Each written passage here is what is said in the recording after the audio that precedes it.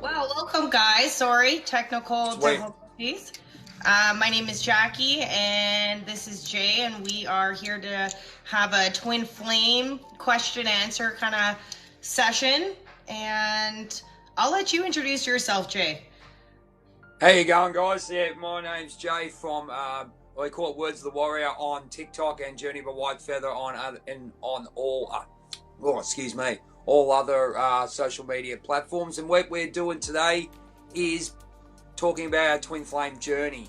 It's opened up a lot of things in our life, opening up a lot of inner feelings, finding ourselves, finding our purposes, and all those kind of things. And we're just here to express what's happening weekly with how we're going through the twin flame journey and how it's affecting our lives. Because there's a lot of information out there, which is fantastic. And I mean, I'm on there all the time looking at stuff. But I'd like to express how I'm going through what I'm going through so people can relate to that. So, Jackie, you want to Definitely, introduce it's yourself? really good to have these open dialects so that we can kind of put all that great information into action in our lives, so that it's not just information, it's actually benefiting us, and we can, as we learn to navigate this process, this journey, this soul awakening experience, all of the above, I would say. So hi, Cortez, thanks for following. Hercules, how are you? Yeah, so that's kind of what we're doing here. And for you guys who don't know who I am an Akashic record reader, an energy healer, and also part of a twin flame connection. And it's difficult to navigate, but having these places where we can open up about, what our struggles are is a really good place to kind of release these energies and just understand what it is that we're going through every day. Absolutely. Now, we get a lot of questions coming through, which is phenomenal. I can't believe how many people. It's really good. So thanks very much for sending through all your questions, ladies and gentlemen. Now, I'm going to look straight into the camera. I'm using my iPad today, so if I do look down, I do apologise. But we get a lot of questions because we are living our, I call it living the dream, but we are living our twin flame, which we're doing. So, Jackie, I'll get this. They've got a couple of questions. Again, ladies and gentlemen, we don't use the names just for privacy. We're not sure about what the rights are with regards to expressing the names and stuff on a live platform. Until we find that out, we can't actually say the names. So, thanks again for sending in all your questions. So, number one, Jack, this is interesting. Do you recommend any videos or movies or social media platform films that help you get through this time? So the way I read that was, I don't watch a lot of movies. I do follow a tarot card reader on YouTube. Her name's Baba Jolie, and she does a monthly twin flame union reading. It's quite long, it's extensive. It's about an hour, so you kind of have to invest into watching it. But she is so, in my experience, she's been so spot on, and she's really opened up a lot of information for me about my understanding about what the twin flame journey is and how deeply connected it is. And she always likes to say, and that's kind of why I've caught on to this term, is the magnets, these push and pull about the energy. Yes. So that really, when she explained it in that way, that concept resonated to me because I love science and I've always been really interested in science. So I've done the magnet thing, and I know that there's that push and pull. So that really opened it up in a way that made sense to me. So she is who I would suggest. But that's kind of the only one I specifically go to. Of course, there's many memes and beautiful memes like that on Facebook and a lot of great places on TikTok. But she's the one that I go back to on a regular basis to get information because it's directed towards my journey. So Absolutely. So with myself, I went through this twin flame journey, and obviously as I keep calling, I think we call it the forbidden door. I went through it. It was sort of like a second of spiritual awakening, if you get where we're going, because we've got the twin flame for me actually brought out that real deep stuff, that real deep hurt, the inner child deep hurt that we have to release before we can move on. Simple analogy from there. So I watched Wayne Dyer's The Shift. Now, that's more a spiritual-based movie, but once you actually wake up in a way where you're not being held back and you go into your heart and soul and you work with your subconscious and take everything out of your mind in that way, your mind's still very important, but you actually work from your heart. You actually look at perspectives of these type of movies and you find it in a different perspective. So I watched The Shift and it was fantastic.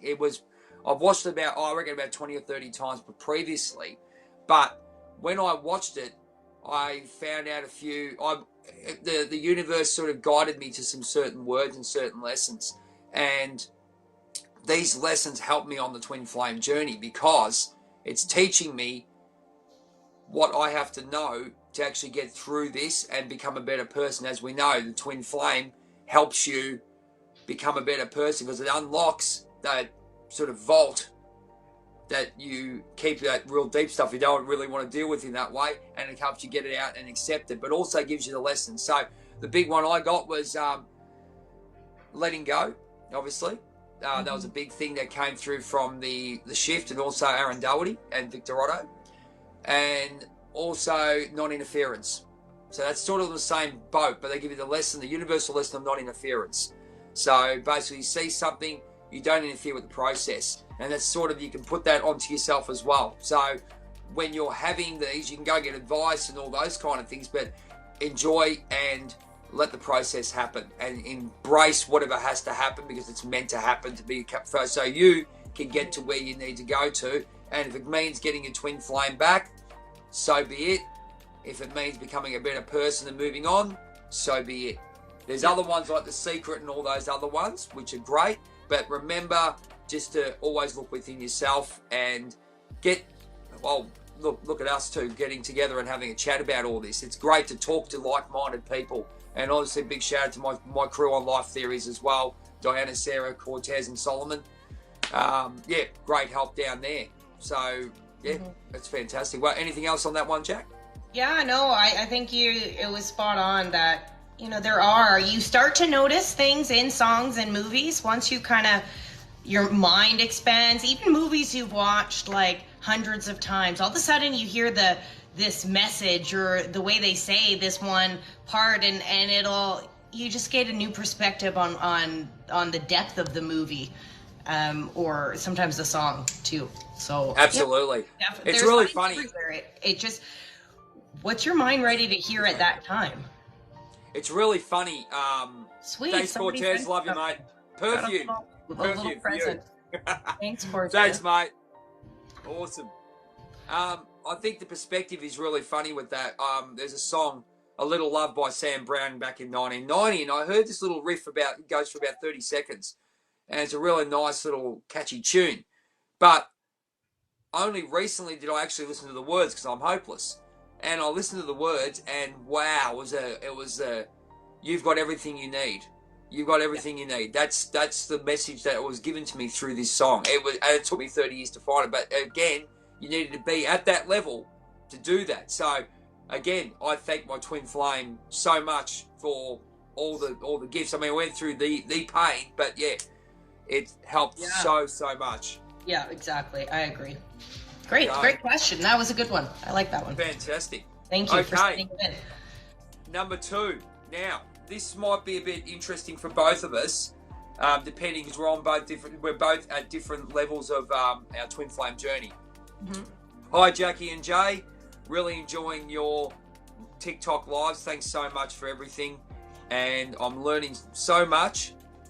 And I'm going through my twin flame journey as well. And it is very, very hard. But I can see a light at the end of the tunnels, and that's because of you two and getting onto our lives. Well, thanks so much. Thank you very much. Now I'm blushing. Absolutely, yeah, so am I. My question is about detachment. How hard is it? You want to go first? I might hand that one over to you to start with, and then I'll come in. Because you're I'm not. actually in a different Yeah, I'm situation not than good at detachment. When I love somebody, I'm in it forever. I mean, but I like my story is a little different because I am married to my twin and have children. But when I love somebody, I don't give up on them.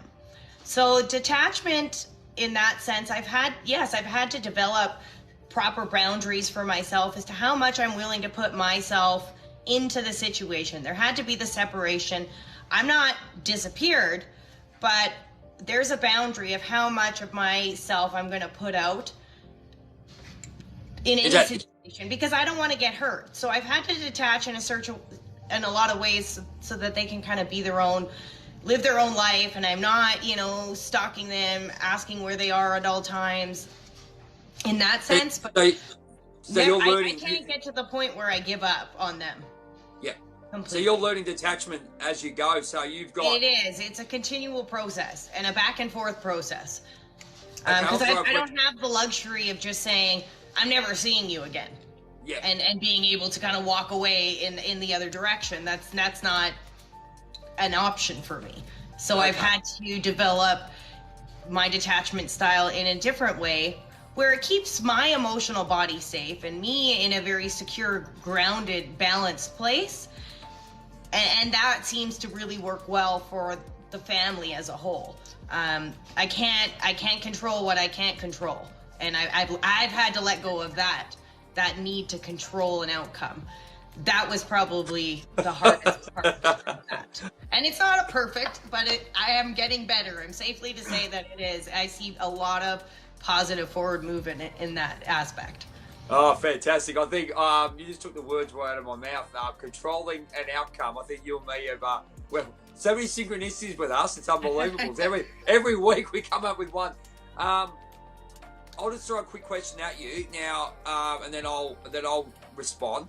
Now, with regards to detachment, you said, now you're in a different situation where you got married, kids and whatever else. How do you protect yourself and become a better person with this? Because obviously we know the soul splitting and all those kind of things. How do you protect yourself and not fall back into the old pattern? Because we both do it. I can see that we love someone so much, we're happy to give our power away. So how are you learning your boundaries and forming that detachment? It was a very strong wellness practice. So my meditation, my every day, I have to do it. It keeps me grounded. It keeps me in a place where I can see things from a lot of different perspectives. If I get out of my new healthcare practices that I've created, I start to go back into those negative mindsets or those loops of negative thought cycles. So it's really important for me to have,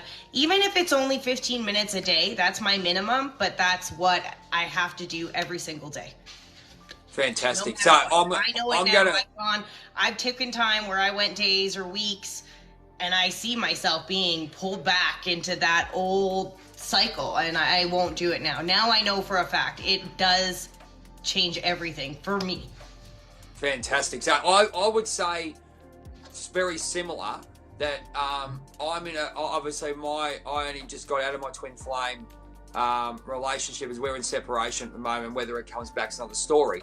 But I think I've been told to develop boundaries and put myself into a situation where you don't. I think the big thing for me is, especially this Mercury retrograde going through, is I still care and love, and I'd take her back in a heartbeat if she does the work.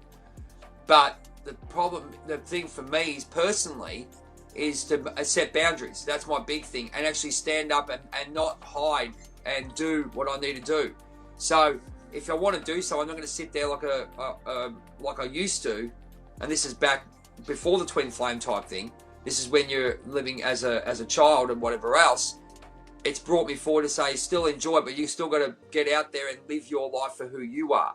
And that's and then also, as you said, it's protecting your boundaries. Don't just go, oh yes, we're very caring people and we give and we give and we give. But the universal law is give and receive. So and exactly. That's masculine and you feel feminine. So much better too in yourself. If you give too much of yourself, you feel it. It's felt on an energetic level. You just have to be aware enough to start to put those patterns together and as to how it is taking from you. Absolutely. It's a fantastic thing where the awareness of when you come out of that box is just amazing, absolutely amazing.